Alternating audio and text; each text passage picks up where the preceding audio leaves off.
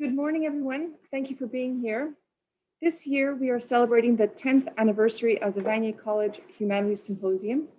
Because we are using a webinar format, we thought it would be a good opportunity to re-invite some of our key speakers from the last 10 years to participate in an interview with our very own Vanier teachers.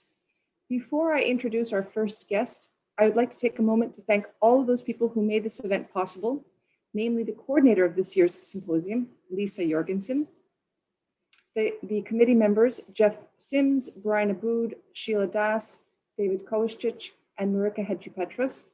I'd like to thank Bruce Norton and David Sharing for their technical support, Margaret Corriveau, Ali Zogi, Zofia Orsag, Monica Kutuchura for their part in publicizing this event.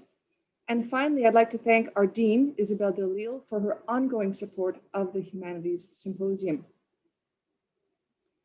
I'd also like to begin by acknowledging that Vanier College is located on unceded Indigenous lands. The Kanien'kehá:ka Nation is recognized as the custodians of the lands and waters on which we gather today. This is home to a diverse population of Indigenous and other peoples. We respect the continued connections with the past, present, and future in our ongoing relationships with Indigenous and other peoples within our community. And now I'd like to introduce the first speaker of our event. Professor Simon Blackburn is one of the most influential philosophers today. He is well known for his efforts to make philosophy accessible to a wider public. That's not to say that Professor Blackburn popularizes philosophy, but rather that he gives us access to the kinds of tools we need in order to engage with ideas. He is a retired professor of philosophy at Cambridge University and is a distinguished research professor of philosophy at the University of North Carolina, Chapel Hill. He is a fellow of Trinity College, Cambridge, and is a member of the Professoriate of the New College of the Humanities. Professor Blackburn is prolific, having published dozens of books with titles as disparate as Essays on Quasi-Realism, Truth, a Guide, and Lust, part of the Oxford University Press series covering the 7 deadly sins. While his philosophical interests cover a wide area, including quasi-realism in metaethics, philosophy of language, and philosophy of mind, today we will be speaking about a subject that is relevant and meaningful to us all. And that's not to say, Professor Blackburn, that quasi-realism in metaethics is not relevant and meaningful to us all. We will be talking about trust. What is it? What are its limits? What is its role in social, political, and economic life? How do we acquire it? How does it erode? We'll talk about trust as risk, as confidence, and or gullibility, and the trust we have or don't have in our public institutions. So I turn to you, Professor Blackburn. Good morning and welcome. Good morning.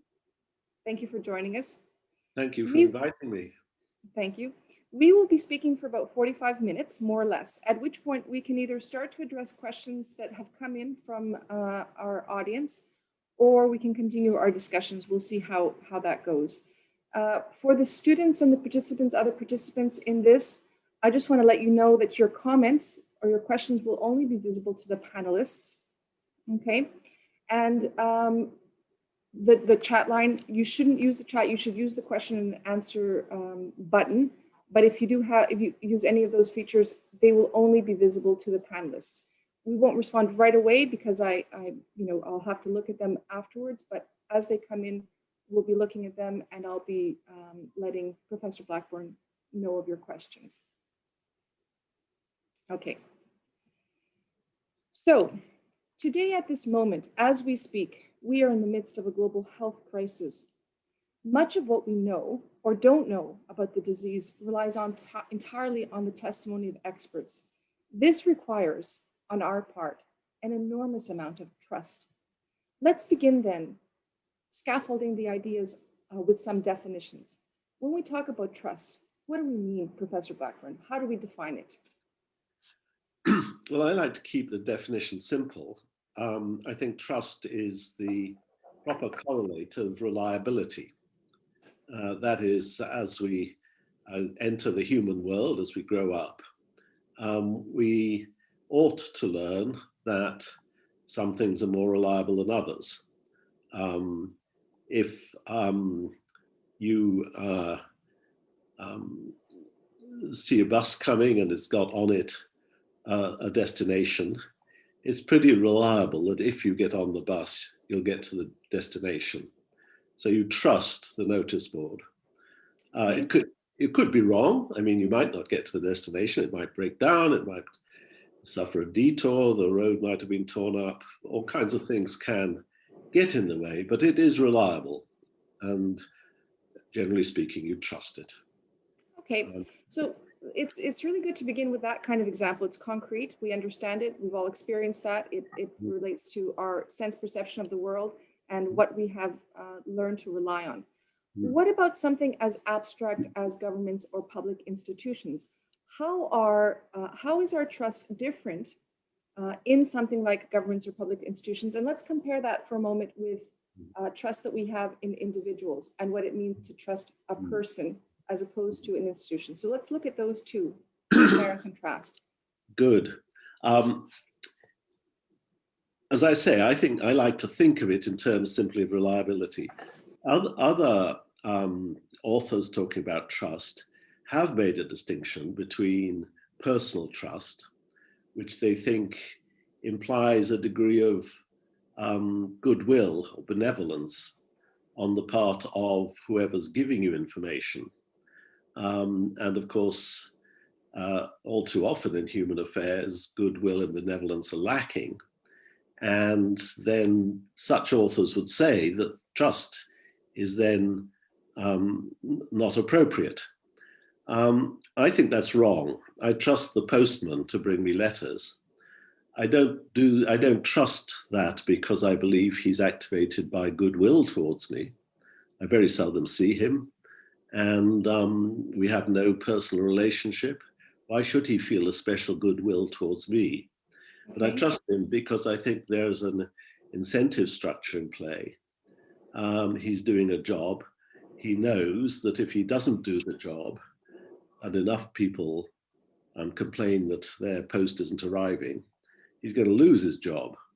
So I think he is reliable because there is an incentive structure in play, or if you like, a punishment structure in play, keeping him reliable. He might prefer to chuck the whole mailbag into the snow and go home. But that preference would be very unwise because it's going to result in him suffering a penalty. And so I trust him to bring the mail. So personal trust is based on personal reliability, and that can be in place for a number of reasons.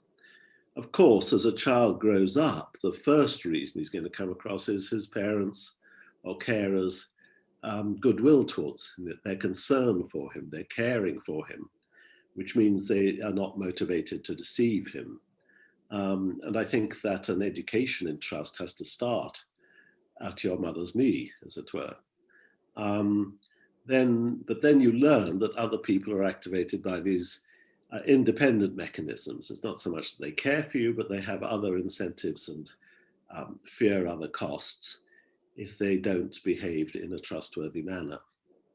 So I think that's personal. With governments, of course, it becomes a little trickier. Yes. As I think you've noticed. Machiavelli said it was a remarkable fact that princes, meaning by that governors, not necessarily a hereditary prince, but a prime minister or government, a cabinet, behave worse than other people. And he thought they have to behave worse than other people. He did. It was in, as it were, the structure of government that they're going to need to involve themselves in some black arts of deception, black arts of boosting confidence. It's most obvious perhaps in times of war, when propaganda becomes a tool of war and the government can't afford to ignore it. So it's very difficult to be sure that the government is speaking the truth in times of great stress. It becomes much harder. In normal times, the government may have very little incentive to deceive you. And of course, No, that's okay. Okay, well then let's talk about that for a second. Is it too bad to have too much trust in our public institutions? Doesn't a strong democracy require, to a certain degree, a skeptical population? So let's Yeah. look at that for a moment. Like when we should, because an enormous amount of trust implies confidence, and a lack of trust Mm. um, can, I'm sorry, it's the opposite. An enormous amount of trust can create a sort of gullibility on the part of the Mm. recipient of that Mm. trust, and an enormous amount of trust is amount of confidence that you have. When Mm. is it a good idea to be skeptical? You said in times of stress, Mhm. we should be. Governments might have incentive to lie. Machiavelli certainly made good arguments that governments had a reason to lie in those cases. Yes. Yes, indeed. Um, well, I think that's the number of factors that one needs to take into account. One is the antecedent probability that what they're saying is true. Um, if you come and tell me something that's got a good chance of being true, then I've got less tendency to mistrust you than if you come and tell me something that's got virtually no chance of being true. The first philosopher, I think, to elaborate on that mechanism was, of course, David Hume, who applied it to the special case of miracles. Mm-hmm. Um, if somebody comes and tells me that such and such a person had their head chopped off, but then picked it up and carried it up the hill from Notre Dame to Montmartre, which is the legend of Saint Denis of Paris. Um, well, that's such an improbable event that unless I'm very gullible, I'm going to be thinking, hang on, is that likely to have happened? Okay. Um, and of course, then I'll start thinking, what's this guy's motivation for saying that it's happened? And it might be love of wonder, a sort of kind of borrowed importance of having something to tell you that's terribly strange and interesting. And human beings rather like that role. So there's an incentive for such a story to develop, although it has very little or no, in this case, no foundation in fact. So one thing that'll increase my skepticism would be this antecedent confidence.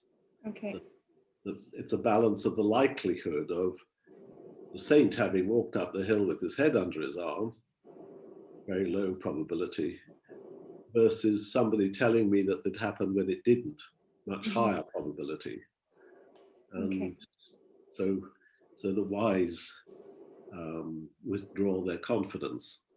So that's one factor. It's not the only one, but it's one.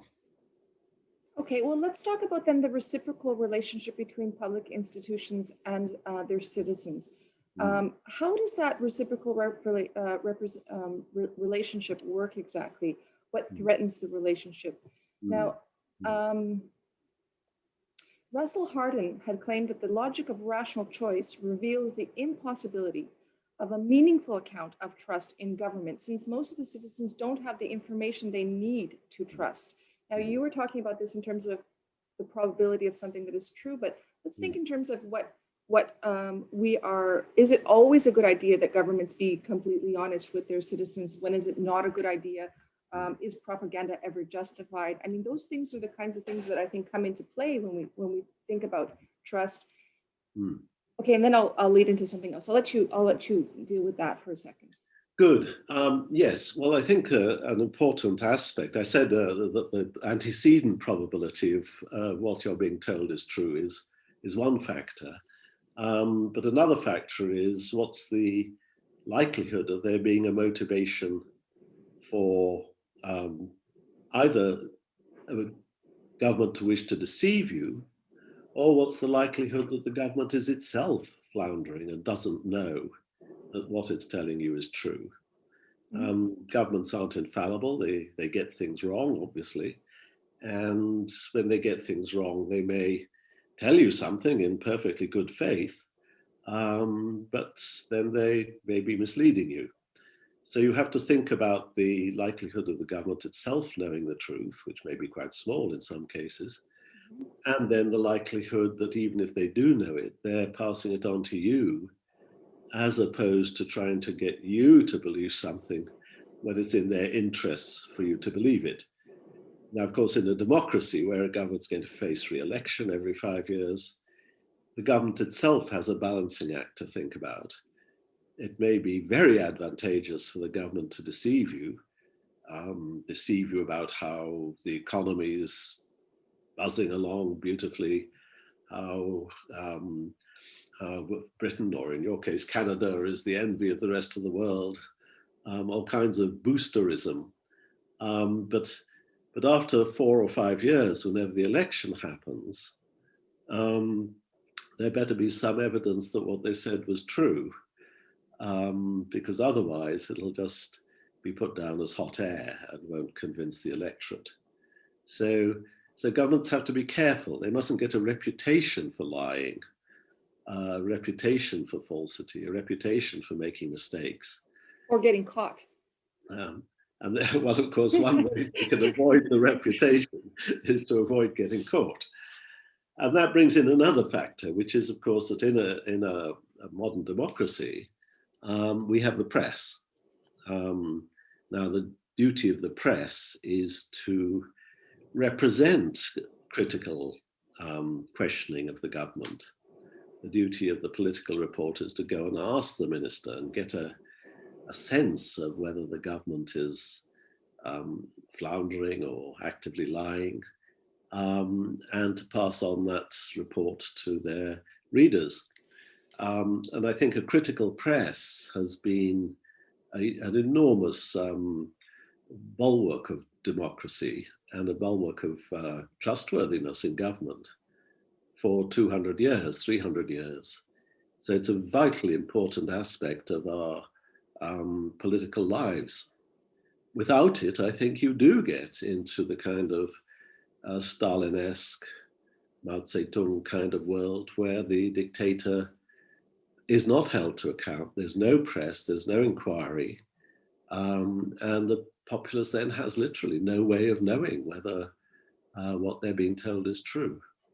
I think you make a really good point. I think you make a really good point. And now I guess the question moves on to whether we have trust in the public press to give us the information that we need. Do you think that we do have that? Do you think that there is that confidence in that press, that we have it, or that we should have it? Well, of course, as we've all learned in the last 20 years, there's public. There's the press, the orthodox press, as it were, but then there are public fora, such as the web and Facebook, Instagram, all the rest of it, where things get out into the public domain, but don't have any authoritative backing. And that's... Now, I mean, before you go on, I just want to direct the question a little bit more. Do you think the reason why there has been so many of these alternate forms of media is because people have lost their confidence in the orthodox press, as you say, that there is a breakdown, an erosion of trust with that particular institution, which, as you say, is the bedrock for democracy. Without it, we have no faith in our institutions. We require it. And in the last, I don't know how many years, I won't put a number on it. Do you think that it has become a problem, and this is actually, maybe this is the crux of the problem that we have in having any faith in our institutions at all, that we don't know who to believe anymore? I think that there's an element of truth there, Lily, but I think putting it that way exaggerates it a bit. I mean, a lot of people do, including myself. I have a lot of trust in a lot of the things that I read or see on the BBC, on the television. I don't have a lot of trust in things like the Murdoch press. I think that News International is a wicked corporation and has been responsible for a great deal of misleading of the public, and therefore a great deal of the mistrust in the public press could be laid at its feet. And it's not the only one. There are other equally bad news organs, so-called news organs. And so that's bad. But of course, the elephant in the room here is the web and the possibility of living yourself in a bubble in which your own opinion is never challenged.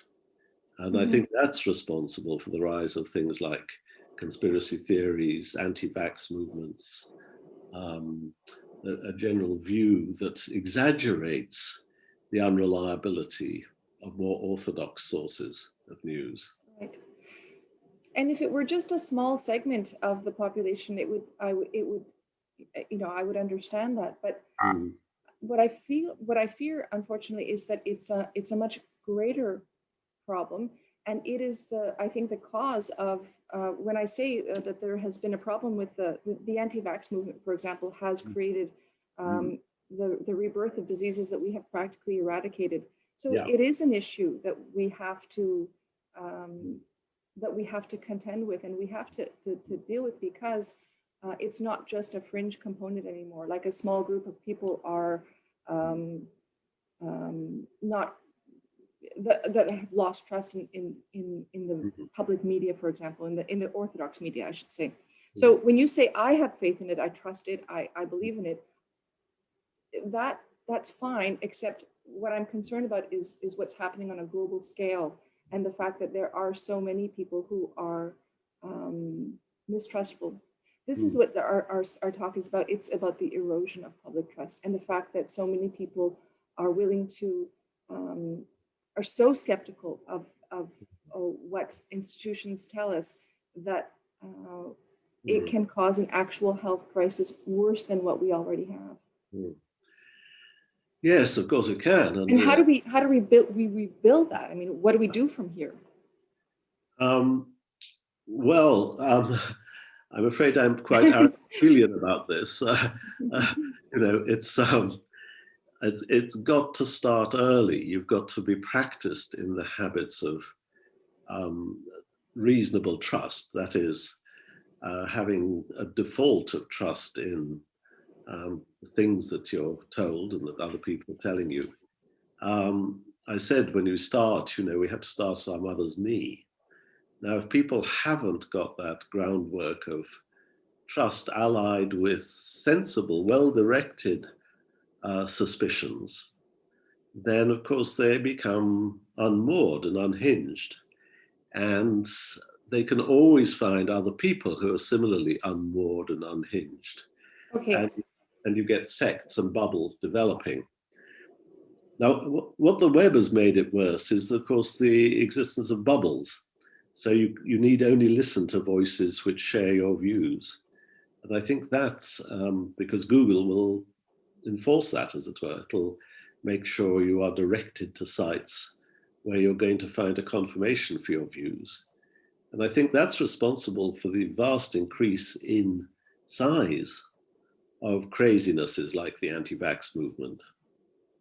So, okay, do you think that people are at all justified in mistrusting media or government? Like, is there any justification for it, or is it completely, are we completely unhinged if we have questions, or if there's skepticism, if there is a healthy dose of skepticism, which as has been stated that to a certain degree, a healthy democracy requires a certain amount of skepticism. Like, do you agree with that a certain amount of skepticism is good for democracy? Yes, I do. I think a critical stance is very important, Right. but I think it's very difficult to generalize. I mean, do you trust what the salesman is telling you? Well, it depends on the salesman. In fact, in a face-to-face encounter, you may get a very strong feeling that some particular salesman is in fact trustworthy. And of course, if the salesman tells you something that it wouldn't particularly be in his interest for you to believe it, then you're more likely to trust him. So, for example, if you're buying a car and the salesman says, yes, it does have a high mileage, and it has been in the shop, but we've factored that into the price. That's a much more trustworthy thing to say than if he said, No, no, it's never been in a shop, never gone wrong in its life, and it's a very low mileage. Look, you know, and here he shows you a remarkably low mileage for a car of that age. Then you start to think, well, is this too good to be true? And when things are too good to be true, they're usually not true. So, so I think it's very difficult to say you do trust or you don't trust. I think what you have to do is to learn to apportion trust, to treat it as a precious resource. It's not something that you want to hoard, but it's not something you want to spend unwisely either. So you've got to learn judgment, and I think there's really no shortcut to learning judgment. You have to grow into the world and find out the ways of the world. So you used an analogy of the car salesman. Let's take that analogy and compare it to pharmaceutical companies who have been under fire for having made important errors in the past. Enormous class action suits have happened in the last 20 years. I did a little research on it, and the list is extensive. The amount of money paid out is extensive. And so trust is something that once it has been broken, it is difficult to repair it. This we know from personal relationships. And then we can compare this, let's say, to something greater like an institution which benefits on the face of it from a sale. And that's what the car salesman benefits from a lie or a misleading of information in order for you to purchase the thing that you need to purchase. So I guess this brings us back to our health crisis and the erosion of that public trust, which has created probably or might contribute to an even greater health crisis. So can you speak on that? Oh, sure. I mean, it seems to me you'd have to be a very strange person indeed to believe that there was never a reliable polio vaccine, or that there was never a reliable smallpox vaccine. Both those diseases or those problems had been more or less eradicated. In fact, smallpox, I think, still is completely eradicated. But it was a terrible disease throughout the centuries until Edward Jenner in Britain and indeed apparently traditional medicine in Turkey discovered the power of inoculation, vaccination. Traditional medicine in Turkey was noticed by an English traveler in the early 17th century. It was rediscovered and refined in England. Now, if you're skeptical about that bit of history, I'm not sure I can help you, because it really amounts to saying you know nothing about the past. So I think that anyone with a sort of half a sense of where they are in the world, anybody who isn't completely unhinged, would know that there have been successes as well as failures amongst pharmaceuticals. There have been things that worked, and then there are things that don't work so well. Then that gives us a sense that the reliability isn't perfect. And that does indeed give you a toehold for skepticism. If a pharmaceutical company just says we've got this magic bullet,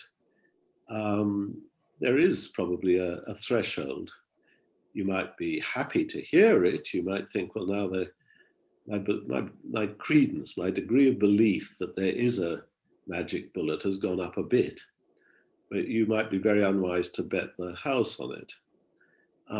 So I agree. I think there's there a scope for judgment.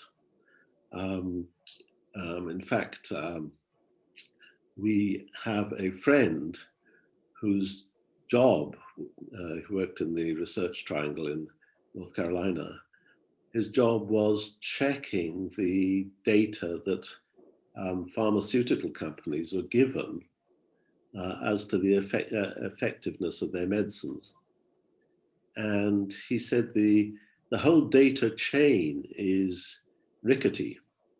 So for example, a pharmaceutical company that wants to do a mass test might pay general practitioners, ordinary, first call doctors, to administer the test to their patients. And the doctors will be incentivized, they'll be paid for doing that. Mm-hmm. But then it occurs to doctors that it's actually much easier to falsify forms and say, I did administer this to 200 people and get $10 each, than it is to actually do it, which is more time consuming and requires chasing up people who don't reply and all that sort of thing. So in fact, forgery of results can start in the doctor's surgery. It doesn't have to go as far as the pharmaceutical company. Yeah. So the whole chain has weak links in it. But there was my friend whose job was checking it. So there are checks and balances. They're checks. They won't be perfect, but they'll do something to catch fraud. They'll do something to catch deliberate errors in reportage. And I think that, a good pharmaceutical company is going to welcome the possibility of error, because then it'll know to look out for it, it'll know what to do about it, it'll know how to check the chain of information that it's relying upon. Now, all too often, the incentive of getting a drug to the market is enough to overcome that caution. And then reliability goes down and correspondingly people's trust goes down.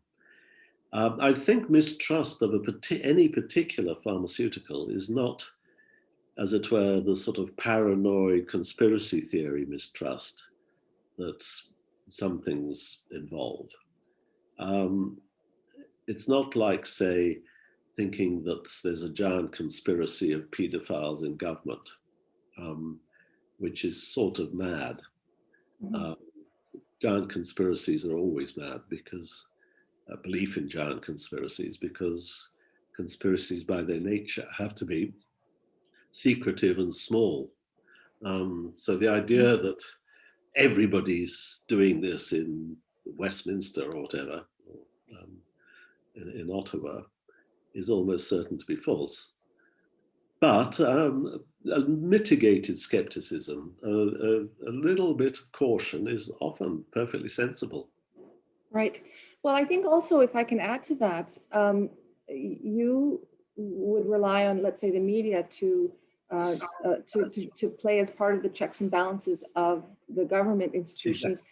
And I think for industries, private industries, whether they're car salesmen, car sales or pharmaceutical companies, that I think that we rely on independent organizations that check the results of, let's say, the pharmaceutical, so that you have a body, an independent body that checks the information that the pharmaceutical company is coming up with, saying, okay, we have checked this is true, not true, like your friend who does that check and balance is really important. And the same with car sales, there are sites that you go to that I think you can pay a certain amount of money where certain checks are done, or you get somebody to exactly understands.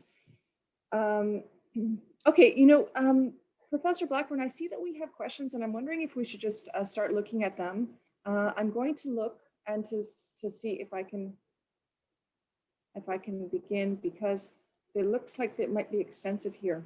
So we have a question: if the individual citizen is unable to pinpoint the motive or incentive of said government, which could possibly be beyond the knowledge or understanding of common people, how can citizens come to trust it, or in fact, should they? Shall I repeat the question? Yes, and I got it, I think. Okay. Well, sometimes you can guess the motives quite easily. If we're approaching an election, then a government announcement that the economy is in fantastic shape and tanking along, and we're on the verge of a massive period of prosperity, we know why the government's wanting to say that. It wants it to be true, but even more than that, it wants it to be believed. And so, of course, it's got a huge incentive to tell the electorate what it wants to hear. Similarly, governments before elections are likely to promise tax cuts because that's what the electorate wants to hear, or that's what they think the electorate wants to hear. And then the promises may just evaporate after the election. This is a very common dynamic in democracies. So we often know why they're doing this. The motivation isn't hard to discern. Of course, on any particular occasion, whether that's what's motivating them or whether they genuinely think that prosperity is just around the corner and that tax cuts are on the way, that may be hard to balance.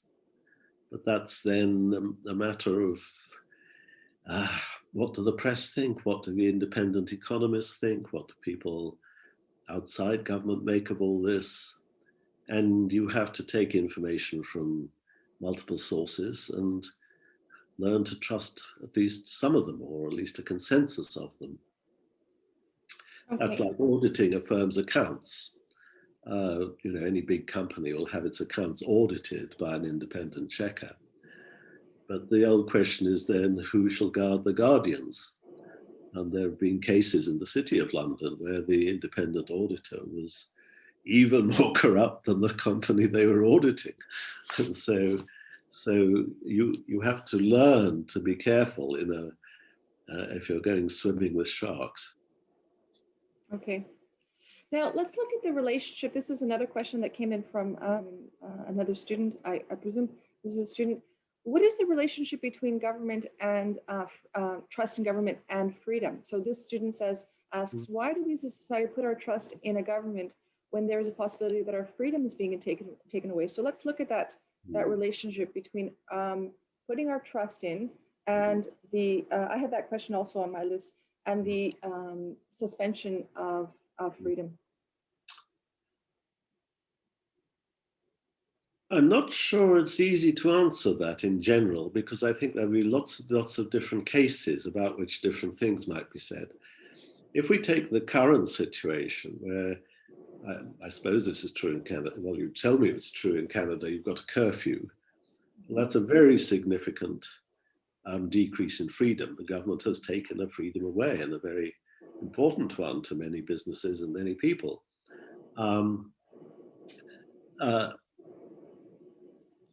Curiously enough, I think that you can trust them, that there is a heck of a reason for doing that, because otherwise they know it's a policy which is going to make them very unpopular, and the government in ordinary circumstances wouldn't risk that unpopularity.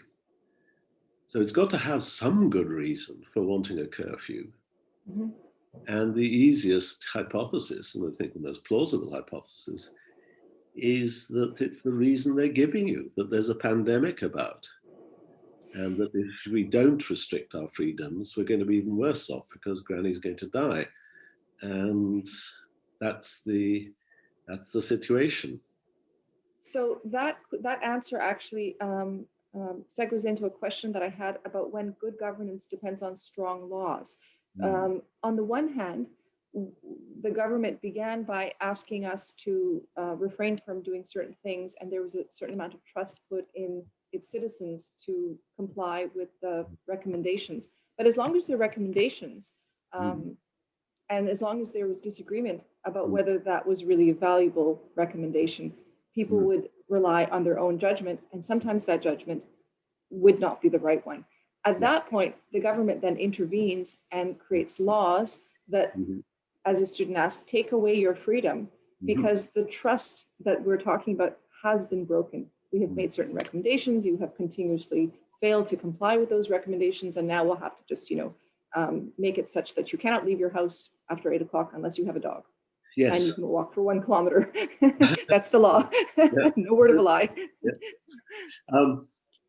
Yes, well, this is very interesting because hitherto we've been talking about people's trust in government. But it's reciprocal, is what it is. This is reciprocal, isn't it? Yes, because now the problem is the government's trust in people. The government can't trust people to voluntarily obey various restrictive practices, to voluntarily avoid social contacts, groups, raves, whatever. And if the government can't trust the people to avoid that in one circumstance, then it's got the option of changing the circumstances, and that means putting in sanctions, making it a matter of law. And this is what governments across Europe and across the United States and Canada, I gather, have had to do. Right, with travel restrictions and other such things. So Yeah. to go back to the anti-vax movement that has occurred in the last, I'm not sure how many years, getting vaccines, these are recommendations that your doctor gives you when you have children. There's a certain program of vaccines that are recommended, and they're not law. No. So once again, to go back to that, at what point is it justified? Is it justified to, let's say, now we're reversing it, instead of talking about trust in governments, trust in people to make the right decision, saying, look, we recommend that you vaccinate your children at 6 months and 12 and 18, and here's the schedule of vaccines, and these are the recommendations that we highly recommend. People turn around and say, well, no, I don't think so. I have other information, and I don't want to do that, and I'm against this. And so what happens is a resurgence of diseases that we have eradicated in the past. It takes us back to this question: when does good governance depend on strong laws, strongly enforced, and when does it depend on trust? So at a certain point, if all these diseases do come back, would the governments then be justified in saying, okay, it's no longer a recommendation, now you have to do it? I think there would be. I think we may be getting near that point with measles in some countries, including Britain. Measles is a very nasty illness. Most people survive it. Quite a few people have things like their eyesight impaired for life, and it can kill children. It's a dangerous disease, and I think it's wicked of people to think that they know better than their doctors. I mean, it's very silly of them to think that, but I think it's wicked of them to take the say-so of Bob on my Facebook group above the recognized medical opinion, which is in effect unanimous. And of course, the doctor has no interest in lying to you. He's not like a prime minister who's facing re-election. The doctor's interest lies in your child staying healthy, because otherwise he's going to get a reputation as a bad doctor.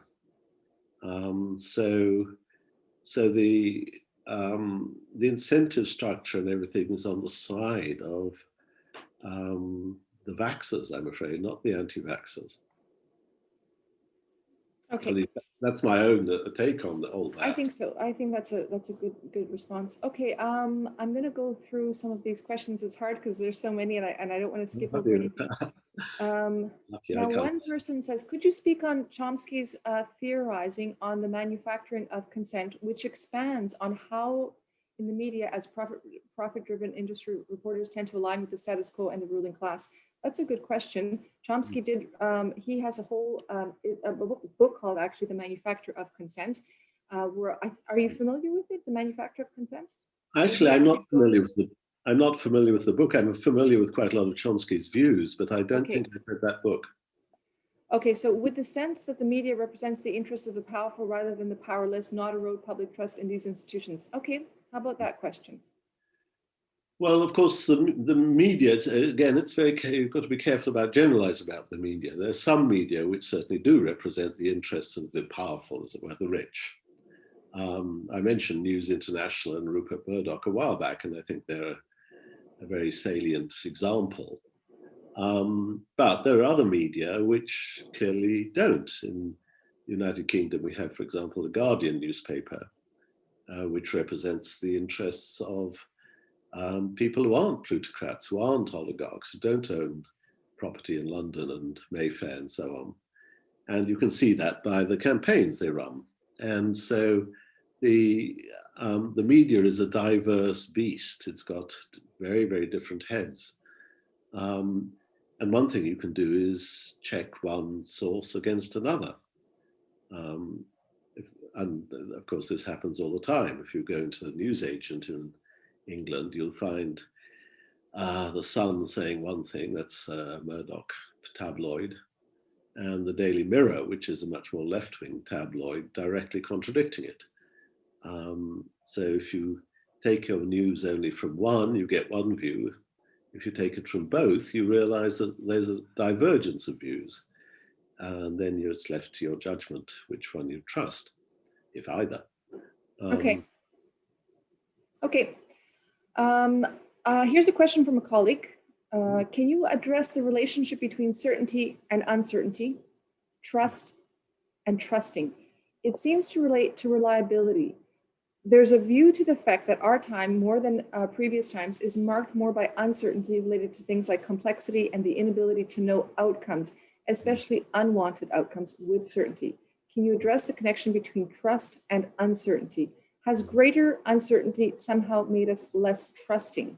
Now, and I think this also very much relates to the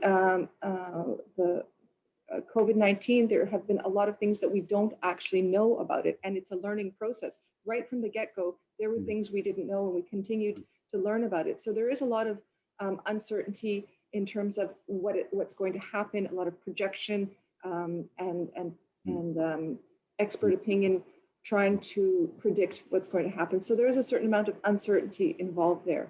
Yes. Yes, well, I mean, there's what I would describe. I mean, I know it's a dangerous word, but I describe as objective uncertainty. That is, they're things which even the people who know the most about it and have the least incentive to mislead anybody, even those people don't know the answer. They don't know, for example, perhaps they don't know how effective vaccination is going to be. They certainly don't know things like how quickly the virus mutates.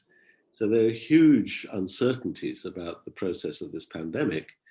And where there's uncertainty, you're very wise to place less trust in any particular assertion because who knows, they may not be right about that. And it's only when you've got good, trustworthy consensuses. For example, in the United Kingdom, we have a panel of experts, supposed experts, who are advising the government on this. And the panel's judgments are public. And so, or they're made public. And so it's reasonable to let your confidence, sway in the direction in which they tell you. But it may not be reasonable to trust them 100%. You needn't. I mean, take an example of myself. I've had the first shot of the Pfizer vaccine because I'm so elderly. And you're alive to tell about it.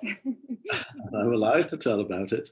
And I'm thinking of booking a holiday to Sri Lanka later this year. I've always wanted to go to Sri Lanka, and time is running out for me, so I'm quite pleased to do it this year. But now whether I decide to punt a considerable sum on an airfare and a holiday and trips around Sri Lanka, now it would happen later in the year, depends on whether I foresee that the experts' view about the vaccine is correct. Mm-hmm. And I'm not sure enough that I believe that quite yet. I'd like to wait a month or two. Okay, to see how what the results are. Okay, let's see. I have okay. It seems. Okay, let's take a question from this student. I think it seems that many of your explanations of trust refer to an empirical approach of determining reliability and consequence reward system in the case of the mailman. Would you say that experience or observation is necessary in gaining reliability and by association trust, or may this idea of trust reliability be achieved strictly through logic, from theory or logic? I think also I would add to this question that much of what we know comes from testimony. It's not actually empirical. I mean, the empirical part is like about the bus and that kind of thing. But when it comes to vaccines, when it comes to climate change, when it comes to COVID, the information I have relies entirely, I would say entirely, on expert testimony, not on my own, because although I understand the arguments for climate change, I could not, it's not something that I would be able to verify. I would need to rely on somebody who understood the science behind it. So, okay, so let's go to this question. So how much of this, how much reliability by association trust, this idea of trust reliability be achieved from strictly theory or logic? I think it's testimony. He's saying theory or logic. You were also saying that you have to weigh, use the power of your own reasoning to assess different arguments. And I would probably add also to that the source of the testimony. So that's also an important factor. Who is giving you the information? What credibility do they have? And at a certain point, I think that you would have to say, okay, I will put my trust in this person. I have read their work before. They have not misled me in the past. They have no reason to mislead me. And therefore, I will trust their. Yeah. I think I've answered the question for you. I think you have answered it for me. Sorry about that. I do apologize. I can't, as I'm taking these questions, I can't assess them beforehand. I'm not that fast where I can read them and decide right away whether we've covered the question. So you'll have to be a little bit patient with me to go through the questions and decide whether we've actually answered them. Do you understand what I mean? Finally, you're doing a great job, and I'm very happy. Okay. All right. I just add one thing, that logic will have, I mean, there's a logic of probability, and a branch of logic which has many pitfalls, unfortunately, called confirmation theory, which was designed to put, as it were, a number on the right degree of credibility of a hypothesis given evidence. And that's turned out to be almost a complete failure. It's very, very difficult to make a mathematical or logical estimate of probability. If you're given evidence and you're given a hypothesis, it's often a matter of judgment and experience, how well the evidence supports a particular hypothesis. You can become better at it, but I don't think logic and mathematics will substitute, which is one problem in front of artificial intelligence. Go on. Go on about the problem? Go on. If it was computable, then computers could do it. Okay. But I'm not sure that it is computable. There've been,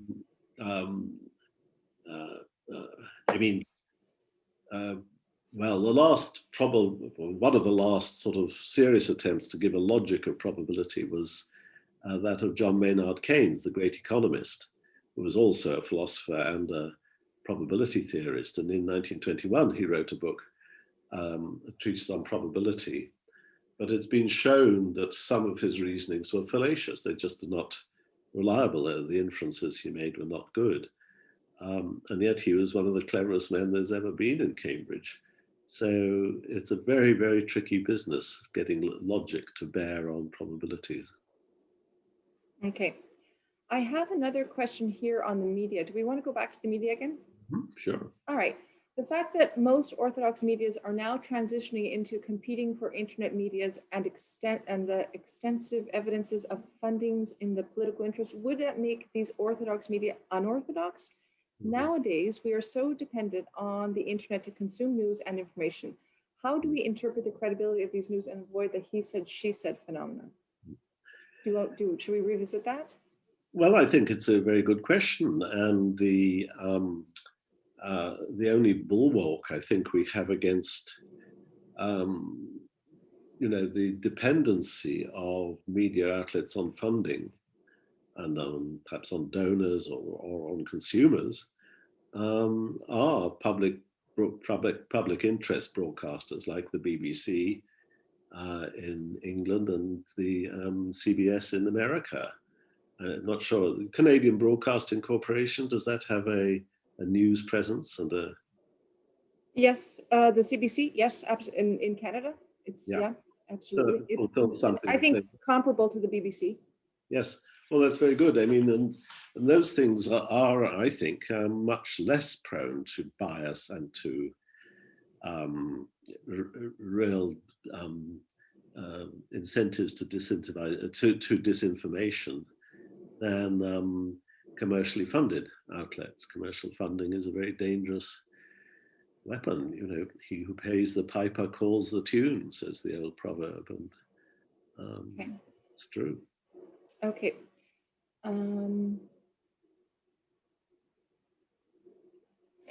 So here's another question. Where do we draw the line between believing in the institution and being skeptical with their policies in times of stress? For example, social distancing and quarantine obviously serve us, do serve us as a reason, but at the same time, they are harming the economy. But it has been going on for so long, it's natural for people to grow skeptical with the government knowing what they're doing. So there's a bit of skepticism in terms of whether the government actually knows what they're doing, whether to put aside the question at all about whether they're lying about anything. It's just a question of do you actually know what you're doing? And we've had a lot of criticism, as probably your government has, in terms of how the government has handled the crisis. Is it reasonable? Should we put our confidence in them? So I guess the question refers to how much confidence we want to put into a government with a situation that is evolving and changing, and we don't know how to deal with it exactly. And we learn new things about it all the time. So as you had said at the very beginning, governments are made up of people like you and I, and they are fallible and make mistakes and do not have as much all the knowledge, all parts of the puzzle. So are winging it. I mean, just sort of trying to figure out what to do next. How much faith do we want to put into that? I guess the student is asking. Well, I think it's a good point, and I think one mustn't be too hard on government. I don't often say that, but that's rare. For example, as I mentioned earlier, nobody knows how this darn virus is evolving and mutating, and how difficult it may be to cope with new strains which are arriving, every day. I mean, literally, viruses change very quickly. So you can't blame the government for that. And I think it's a mistake to think of even Boris Johnson's government, which I don't think has behaved dreadfully well. But I think it's a mistake to think that they're shilly-shallying, because often what they're doing is reacting to new information as it comes in. And the new information is often not as you'd like it to be, and it's often not particularly reassuring. Now, of course, we have all suffered lockdown for long enough. We're fed up with it to the back teeth, and the economies are suffering, and everybody's very miserable about it. But there is a resurgence of the pandemic, which was not really expected, and so the government has to react to it. It's a pity it doesn't have better weapons at its disposal, but if people reject the best weapon it's got, which is vaccination, then they've only themselves to blame for curfews and lockdowns and all the rest of it. Okay. I'll go back to our questions here. Yeah, there seems to be a lot of questions that I think you hit on something very important when you said that our governments are only reliable in so much as we can have faith or trust in our media. I think that really is at the crux of the problem. And because there are so many different alternatives to media right now, you talked about bubbles, and there are bubbles that where, Facebook is an interesting place to be, because Facebook caters to every person's beliefs and thinking patterns. Whatever you think, it knows who you are in a really eerie kind of way, and you will continue to get information validating, confirming what you think to be true. It's really difficult to leave that bubble and to challenge our own beliefs. I think it was you who said once in an interview, beliefs can be sticky, and it doesn't matter how much evidence is shown to the contrary. We stick to what we know. And that too speaks to a kind of a faith in what we believe in. It doesn't, objectivity is such a difficult word, as you said. It really depends on where you're standing, what your history is, where you come from, why you hold the particular beliefs that you hold. And so we have the opportunity to see our own views expressed in a way that we haven't before. If you happen to be skeptical, you have an avenue for that skepticism. If you happen to be trusting of the orthodox media, you have that, you've always had that. And so wherever you are, you can find validation for what you think. And your mistrust of that other party then can continue to grow. Yes, that's very wise, Lily, and I think that's absolutely true. And we haven't touched on it properly. Of course, one of the most depressing results of social science, and I do believe this result, although I don't believe a lot of results in social science, is that people, when they meet an opposition, when they meet an argument against an opinion that they hold, are more likely, or often more likely, to react by doubling down, as they say, by, as it were, thumping the table and repeating the opinion and becoming themselves more convinced than ever that they're right, than they are to behave what we might call rationally. Mm-hmm. And that there's become evidence against their opinion, so it's that much less likely to be true. It's as if our opinions, I think I did once say, they're sticky. Mm-hmm. I like that. And another thing is that we treat them like precious possessions. So when they're under attack, we leap to their defense, which means, in the case of an opinion, becoming ever more certain and thumping the table and saying that you're absolutely convinced of it, even if before you weren't absolutely convinced of it. But under attack, you circle the wagons around it and protect it. So I think that, that's a very unfortunate fact about people, and it's because it does make us dogmatic, and it does prevent us from learning from experience, and it prevents us from learning from the good testimony of other people. All right, let's go to this. We started on this, we touched on it, but we didn't really continue with it. And I'd like to revisit it and ask the question more directly. When, if ever, is the government justified in using outright, let's say, propaganda, lying to its citizens? Machiavelli, of course, would speak about this because it's for the good of the people. It's in the same way that we say a lie is justified between us. I'm going to tell you a lie, but it's for your own good. And you would really not want me to tell you the truth about this particular thing. It would hurt you. It would not benefit you. And I'm completely justified in this lie that I'm going to commit against you. Is the government ever in that position? And I think that it's true that between individuals, there might be times, not if you're Kantian, but there might be times when we can justify lying to one another. Is it ever justifiable with governments to lie to their citizens about something, like just outright? It's not even because we don't know about something, just because it would really not benefit the public to know this, so we're not going to say anything about it. We're going to lie. I find it difficult to think of a case, but I think there might be cases.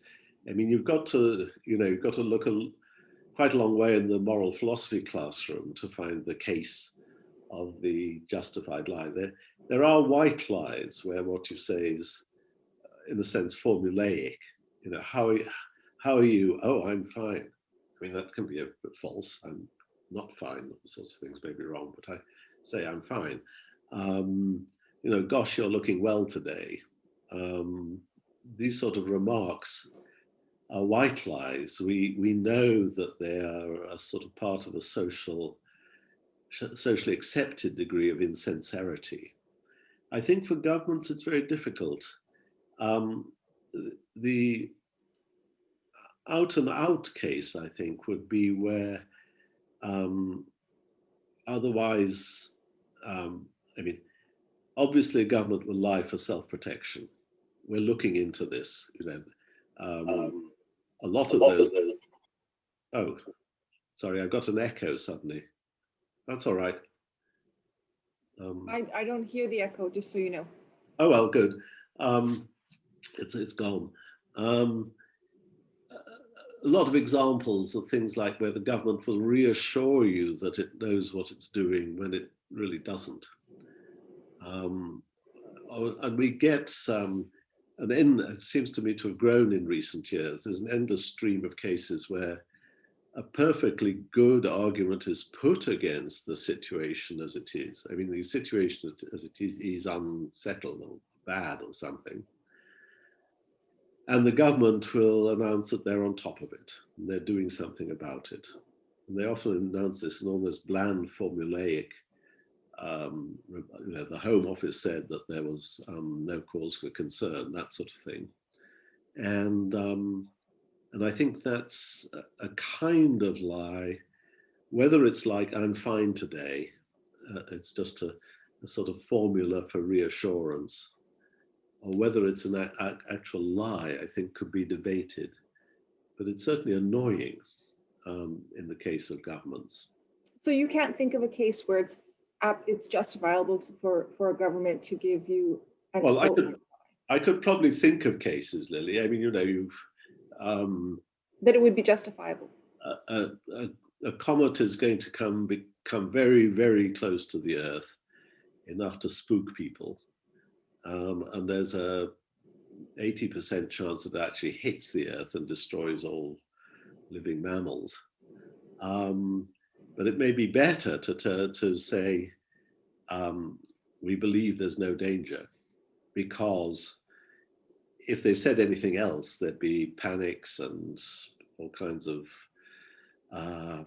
self-destructive phenomena happening, or things that the police couldn't cope with, and so on and so on. So okay, you could think of a case like that, but it would have to be rather carefully constructed, I think. And as you said before, in a moment of crisis, it could not be under normal circumstances. It would have to be something where we would be in a moment in a time of stress or crisis. Great emergency, yes. Okay. Okay. All right. Well, I think I'm going to bring you now to the common question. We have introduced for all of our panelists a common question. So yes, every speaker at this event will get the same question, and you can answer it however you like. I saw you 10 years ago, Professor Blackburn, when you spoke as our keynote speaker at our first Humanities Symposium. I'd like to ask you now, 10 years have passed. What have you changed your mind about? What have I changed my mind about? Well, I've certainly come to learn that social media are a much more dangerous thing and a much less good thing than I probably thought 10 years ago. I think 10 years ago, I thought, gosh, you know, isn't Google magic? Isn't Facebook wonderful? And I certainly changed my mind about that. I don't do social media, basically. I do talk to my children over it, but that's all. And so I think that has proved a big disappointment, and therefore I've changed my mind about it. Okay. That's a big one. I think there are others. No, in 2010, I was already on board with climate change. In 2000, I was rather skeptical about it. I didn't realize the weight of the scientific buildup. But you see, I didn't double down. I learned gradually that science is speaking with one voice. There's a consensus about it. And I've conformed to that consensus. I now take it very seriously. I'm thinking of buying an electric car. So there's a change, but I like to think it's because the evidence changed. Yeah. Did it change in 20 years, or did it just expand? Well, I think it changed a bit. It expanded. I think the IPCC, the International Panel on Climate Change, in about the year 2000, was issuing some quite drastic predictions, like that all the snow would be off the Himalayas in 30 years. Well, that's not going to happen. And better scientists thought it wasn't going to happen and said that it wasn't going to happen. So there was a certain amount of confusion and divergence amongst climate scientists. But that's now settled very much towards a coherent consensus, which I believe in. I follow the evidence. Okay. Okay, Professor Blackburn, I thank you for your time and for helping us think about these issues a little bit more. It's been wonderful seeing you again, and I hope to see you in 10 years for our 20th anniversary of our Symposium. Oh, that would be wonderful. I hope you do too. Well, thank you very much, Lily. Thanks for the opportunity. Nice okay, thank you. Thank you, and I'll see you next time. Okay, bye-bye. Bye-bye.